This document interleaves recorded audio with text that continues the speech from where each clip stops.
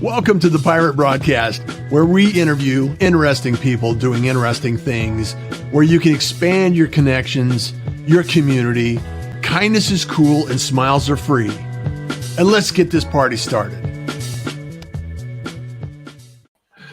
We're going to have a great time this morning because we have a new pirate in the room, and Mary is going to rock the room and make it an amazing Wednesday.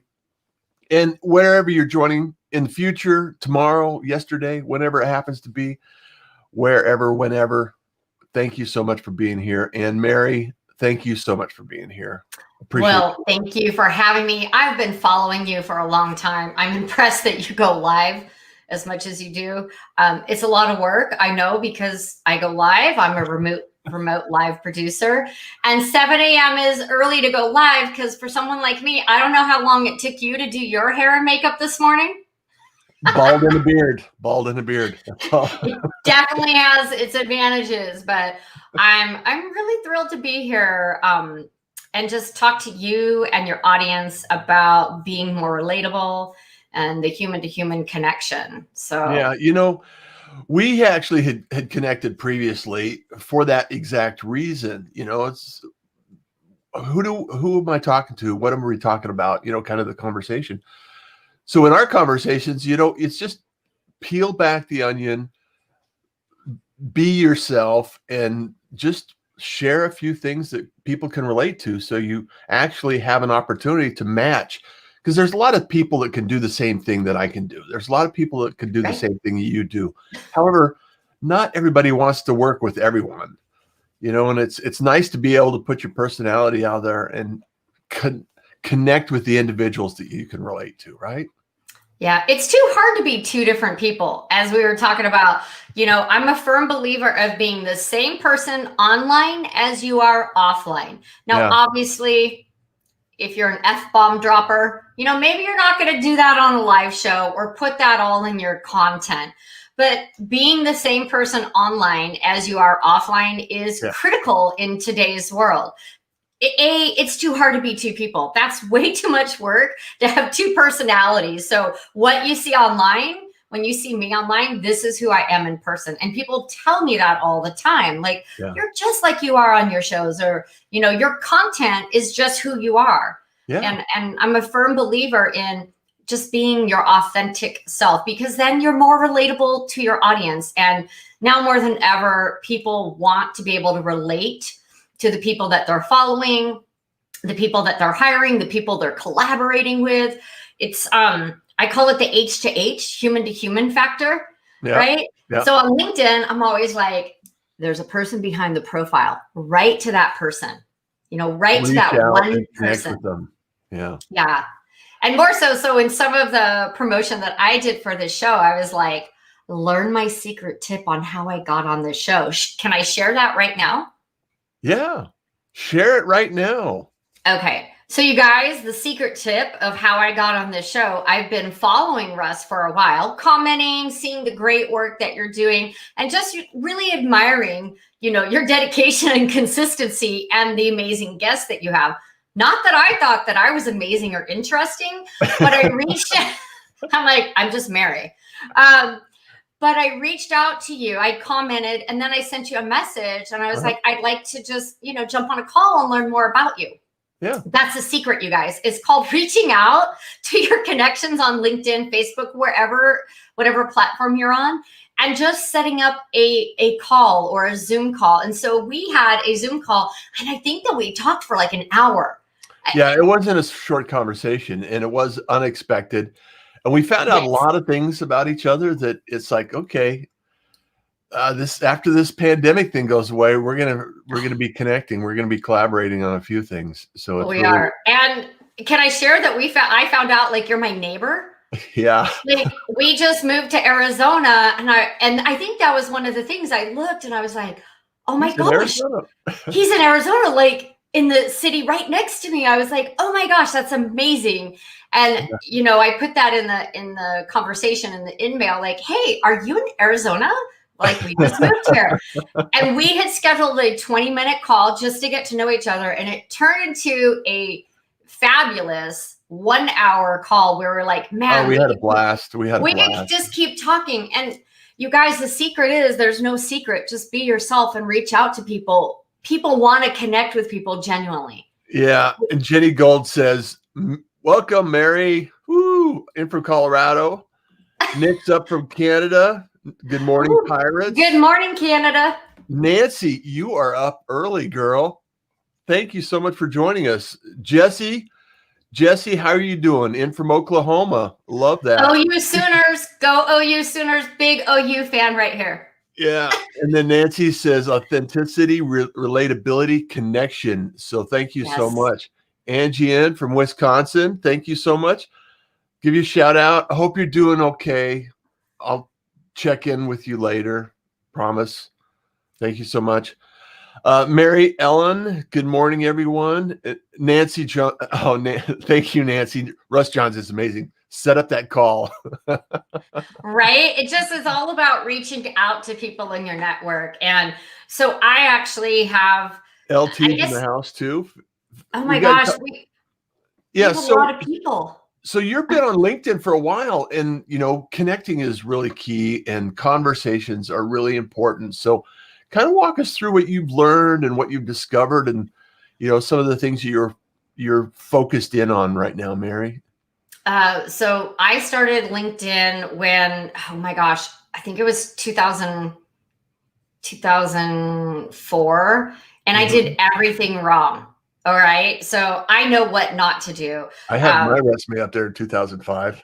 Yeah. I had my resume. I had like my position title.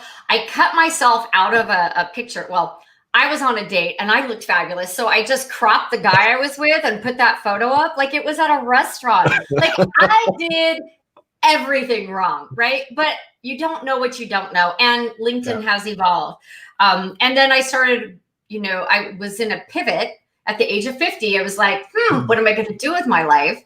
And so I was pivoting and started my own business. And I started to dive into LinkedIn like, oh, wow, this is a gold mine, right? It took me a couple of years. I was like, wow, you can kind of like market yourself, build your brand. Doesn't cost any money, just your time. Yeah. And if you learn how to do it right, you can establish your credibility and increase your visibility. No brainer to me. So I just kind of kept learning. And fast forward to today. Now I'm a LinkedIn trainer, consultant, and speaker. And I love the platform. Is it perfect? No. Is any platform perfect? No. But LinkedIn was built, you guys, as a networking platform, not as a job seeker platform. And a lot of people don't realize that. They think it was built for people to find jobs. There's still people that think that is the case. And it is used for that. Yeah. It's used for a multitude of things, but it was actually built as a way to grow a global network. And that's what I've done successfully, as you as well, and many of my colleagues. And so it's built as a networking platform, you guys, for you to network. And let's just compare it to in-person networking. Remember that thing that we did like in 2019? You actually went to events and you saw people and you shook their hand and you got to know them. Well, when you're at an in-person network, you don't walk up to someone. Hey, hi, I'm Mary. I'm a LinkedIn consultant. Hey, do you want me to look at your profile? Here's my card. Here's what I do. That's not how you network in person. So why would you do that online? Why would you connect with someone and the first in-mail is buy my program, sign up for a call, selling your services? I hate that. I think and there's a key element that you're speaking about, because the way we connected was you had nothing to sell me. It was a conversation just to see what we could have a conversation about, if there's any interest or any topic that might work out for business. And I think a lot of people rush that occasion. They just push, they miss a couple of steps and say, well, I don't know you, buy my stuff. Right. And so, it's really subtle and it's really important, because you can automatically see where the automation is in place. You connect 2 seconds later, you get a message of, hey, I want to share a little bit about myself because I want you to buy my book. Yeah. I wrote a great book. Or, hey, Your website, I can help you with it. I mean, I get those messages all the time. I got one this morning, and I'm going to block off the people's names, and I'm going to start using them. Yeah. How many emails do you get with SEO? Offers for SEO? Well, I recently changed my LinkedIn. Lead generation. Yeah, I recently changed from connect to follow on LinkedIn just for that purpose. Yeah. It drastically reduces the number of spammy emails I get. And so what's that setting? What did you change? I changed from connect to follow. So you cannot connect with me unless you have like my email address. Yeah. So it's harder for you to send me a spammy email. So Nancy says, I thought it was to find jobs, which kept me off the platform for years. See? And it's just because you don't know what you don't know. So it's really built for networking. And be willing to fumble and make mistakes, AKA learning and growing. Absolutely. Nancy, do we know each other? Because if Nancy and I don't, I would love to connect with you.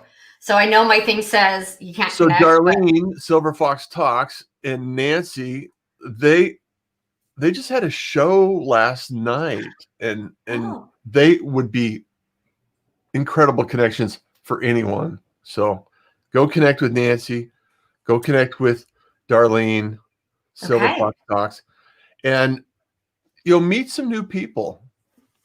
And I love meeting new people. I love it. That's the beauty of the connections in the community here, because the pirate broadcast, I've been doing this for over 330 episodes now, and meeting a lot of people, a lot of connections. Yeah, you know how it is. You create a live stream. How long you got early access to live streaming on LinkedIn? I got access 2 months after it was opened, after it was released. So beta. I've had my own show for over 3 years. Bite-sized tips for busy entrepreneurs. It started as a one-woman show, me just sharing tips, and that's no fun. Try to talk and you don't know who you're talking to, right? How many people, you worry about all that when you start off. And then I started interviewing amazing people like Russ, who's going to be on my show. And so we do it twice a month. But yes, I get access to a lot of LinkedIn features early. Yeah. Which is great. And then there's sometimes where I don't, and I'm like, I actually did that with LinkedIn Live. I'm like, hello, I'm a LinkedIn trainer, consultant, and speaker, and I don't have access. How am I, I did that whole guilt thing, I think, to them, and I might have dropped some names, and I applied twice. And then like overnight on a Sunday morning, I woke up and the woman wrote back like, hey, we've granted you access. Sorry it took so long. I was like, Thank you very much. Thank you very much. Thank you. Well, I started doing, in the traditional radio days, FCC, if you don't have a license, you're broadcasting, you're considered a pirate broadcaster. So I know you told me the story. I used to stream live. Yeah, I used to stream live on YouTube and then pretend it was live on LinkedIn and said, hey, you got to give me connections. It's like, I'm already streaming live here. So it's like,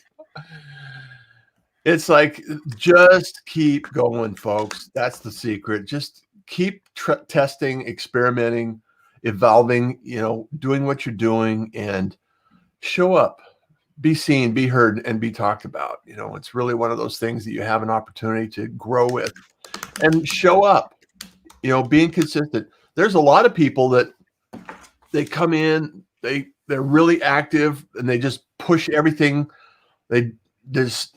And it's a marathon. It's not a sprint. And, it's about being consistent. And as we were talking before the show with your marketing, right? We're all on here for our purpose, to grow our network, to grow our business, to collaborate, to get speaking gigs, to find a job, whatever the reason is. I want to say it's about being consistent, putting out posts, but also engaging on other people's posts. Like I was watching your shows and commenting. But then on top of that, it's about being relatable. So as business owners, I always do that wrong. As business owners, right? We are marketing our businesses. There's nothing wrong with that. but you shouldn't have 100% of your posts be about you and your business. I believe it should be like an 80-20. 80% is all about your business, your shows, your services, you know, and then I include like tips, right? So we do a bite-sized tip Tuesday. We give a valuable tip.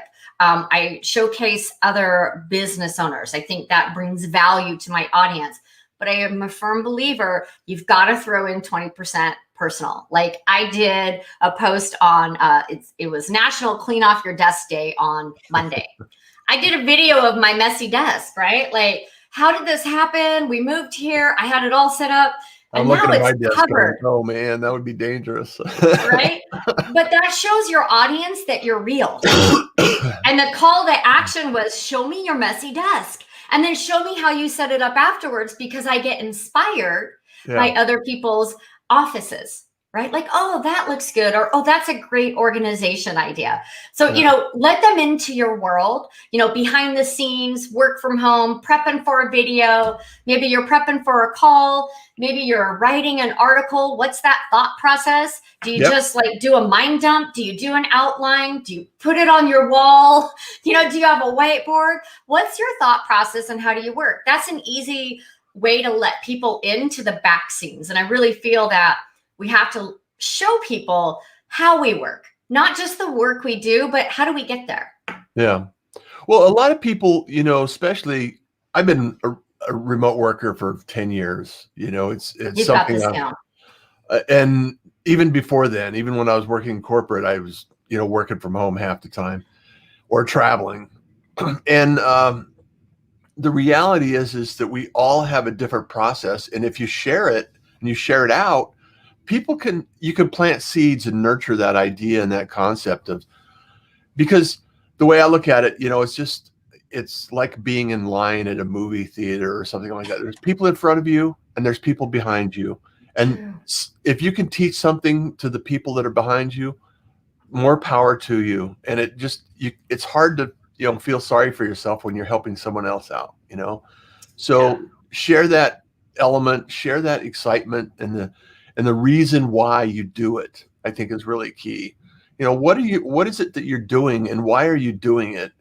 And, you know, because there are times where even if we love what we do, it becomes a burden at times because, you know, it's like, okay, you have deadlines or you have something going on, or your tech doesn't work, you know, as broadcasters, right? Like, oh my gosh, the light's not working. The link isn't working. I mean, I don't know about you, but I've been there. My camera wasn't connecting.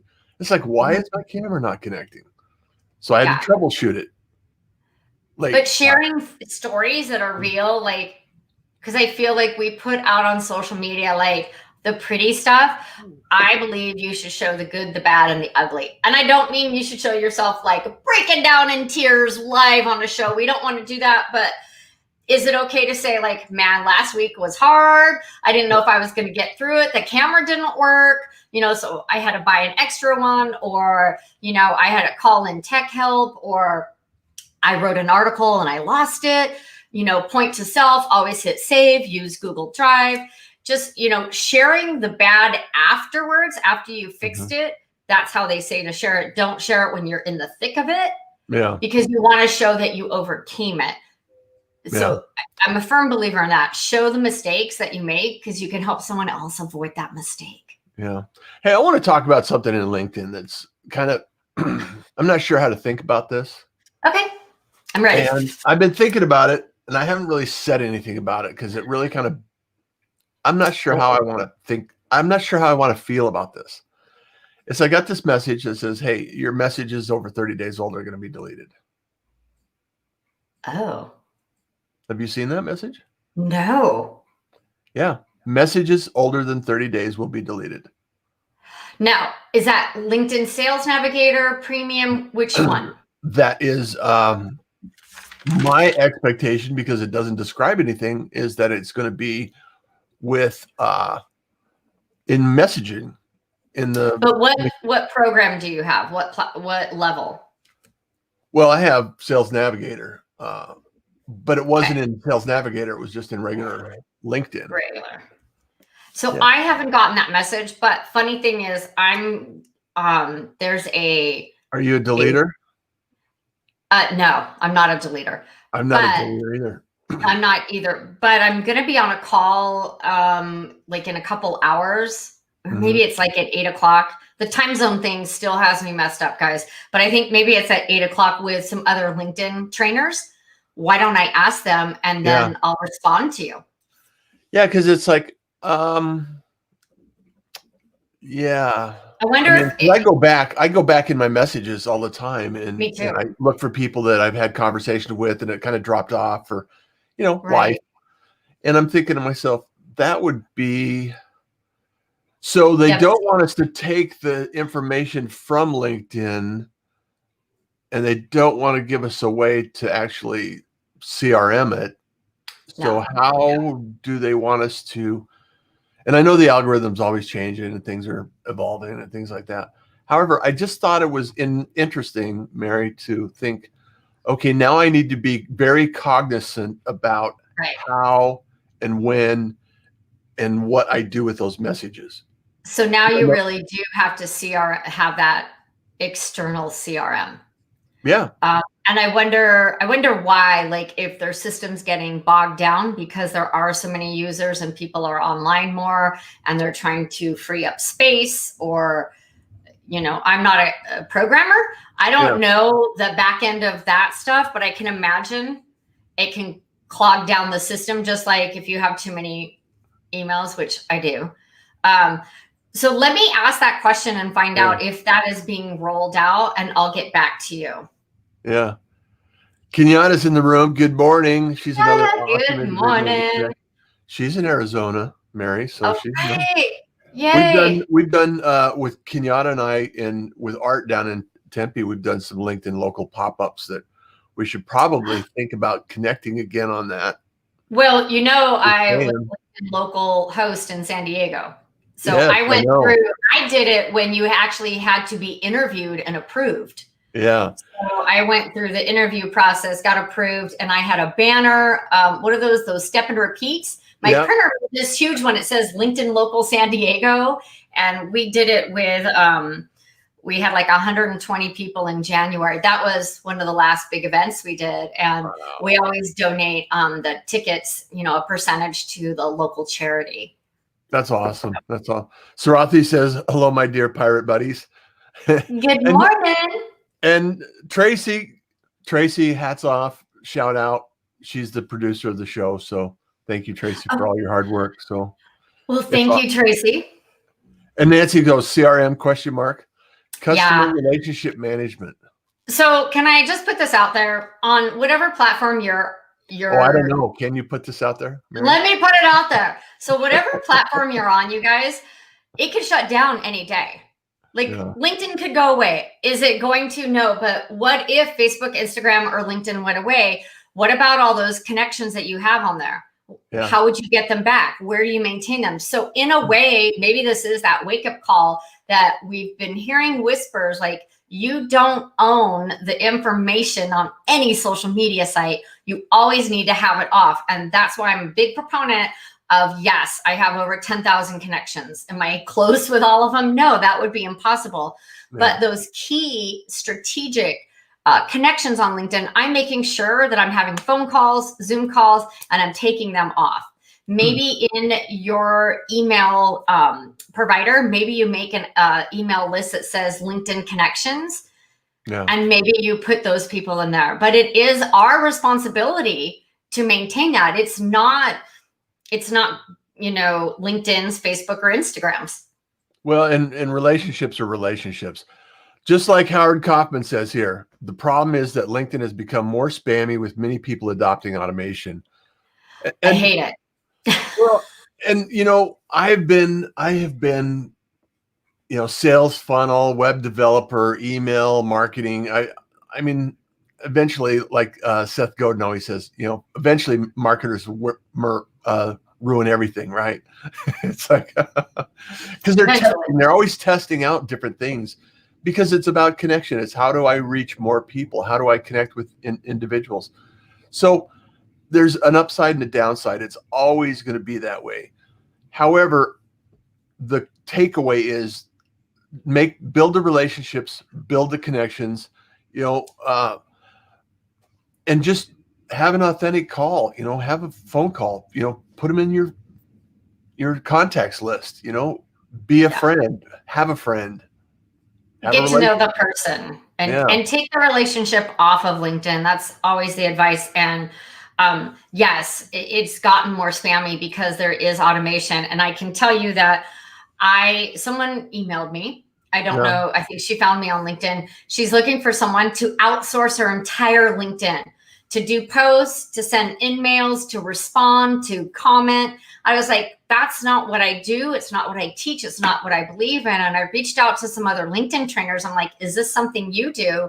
And they all said, no, you know that in our tribe, Mary, in our community, that's not what we believe in. That's not what we teach. And I wrote the person back, like, we don't believe in that, to automate everything. But here's another aspect of that, is that the personal profile needs to be the personal profile. And what I would recommend you do is build a tribe around your business profile, and then have contributors from your business contribute to that profile, that business.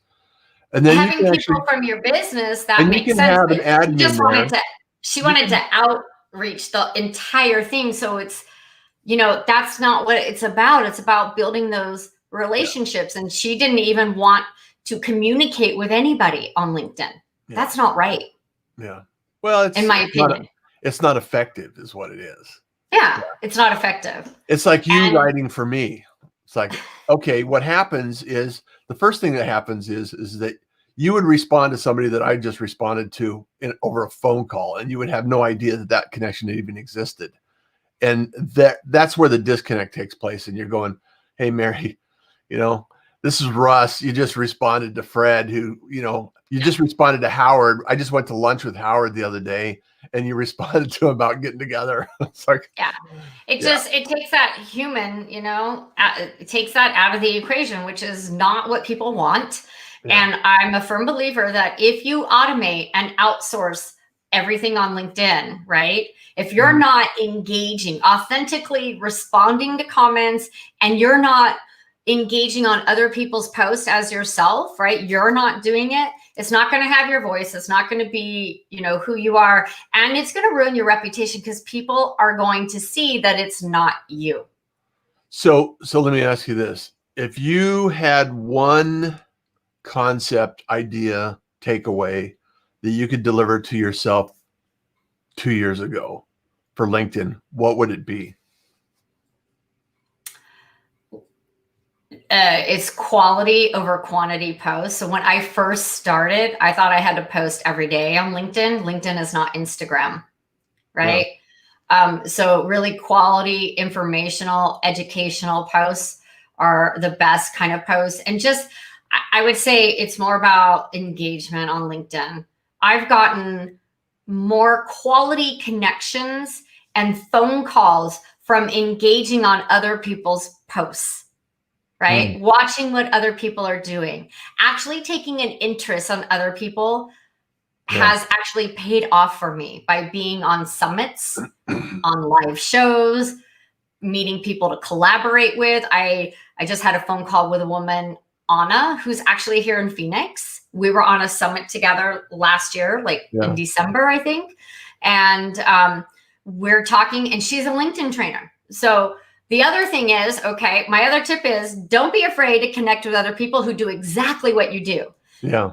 A few years ago, I was afraid. I was like, no, I don't want that person in my network. They do what I do. And then Bryn Tillman, who is a LinkedIn expert, we jumped on a phone call. Oh, is she? I love Bryn. She's amazing. She's awesome. Yeah. So she jumped on a call, and she's like, no, Mary, we're a community, the LinkedIn community.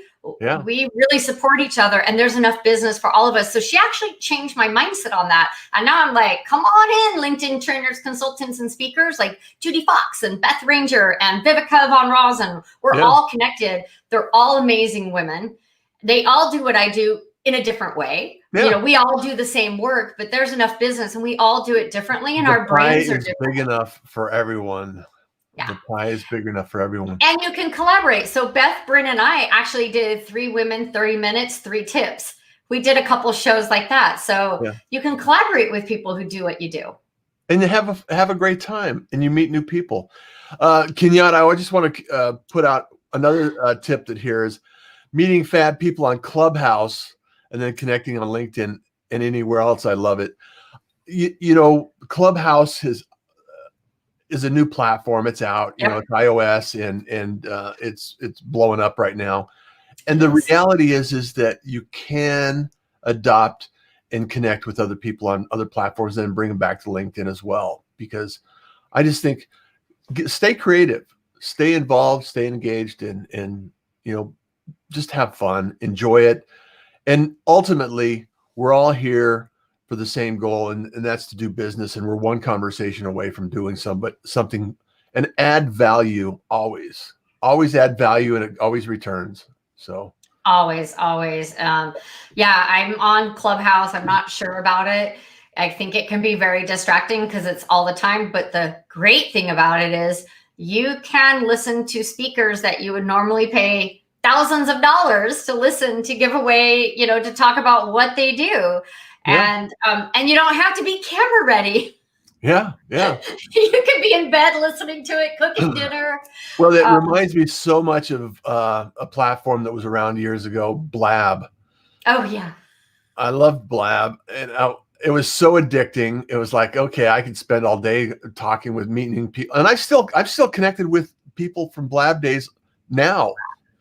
And it's just crazy. And it's just insane. And because I've been consistent, I've been here for years. You add value. You also add value. Hopefully that's the case, that I add value and I share a few things here and there. And I introduce amazing people like Mary to the pirate community and bring and shine the light on people that are in the community, and hopefully people get to connect. So if you're not connected to Mary, send a custom message and say, I'm a pirate. I'd love to connect with pirates. And, you know, just do I get a hat? I want a pirate hat to wear. Like, I have an eye patch. I have an eye patch. I'll get you an eye patch and a hat. So I totally want to like have a hat to wear and be like, "Aye, matey." Well, one of my goals this year, Mary, is, and I'll plant the seed out there, is I'm going to build a community around the Pirate Syndicate. The Pirate Broadcast is the experiment for the Pirate Syndicate. My goal is to produce 100 shows a month over on the Pirate Syndicate for business owners, and recruit remote producers, wink, wink, for doing. And I've got probably 8 to 12 shows booked next month, productions. High five. So I'm on the roll. So, you know, put your hand up if you want to be involved in the community. And then we're going to be teaching and training classes for individuals that want to learn how to produce and increase and improve their skill set. And then we're going to be, and then anyone that wants to learn how to produce results for their own shows and increase and improve their outcome, we're going to have classes and courses, and we're going to partner with a lot. You're adding that value and benefit. You're producing shows for people who want them, but you're also offering training and education for those who are like, hey, this is something I want to do. And the third part is that you're already doing your show. Let me help you get more engagement, more ROI on it. So you've got three, you know, systems right there. I love all of them, and I can't wait to be a part of one of them, perhaps. Because, well, you know, I kind of put it out there, so it's out there. Wait, the hand's going up. No, because I love teaching and training and helping people. Yeah. That's really who I am at the core. Yeah. You know, I like to learn something inside out and backwards, and then I like to break it down in dummy steps. You know, that's what I did in the corporate world. I'd be like, I'd figure it out, and I'd write the click here, do this, click there, and I'd have someone follow it that didn't know it to make sure the end user could follow it and be successful. So I love training and teaching and helping people further their skills. Well, the beautiful thing about it is I'm a remote broadcaster for StreamYard, and I'm also a partner of Dub. So it's really that combination. And I'm going to be doing something with Tony Bubb.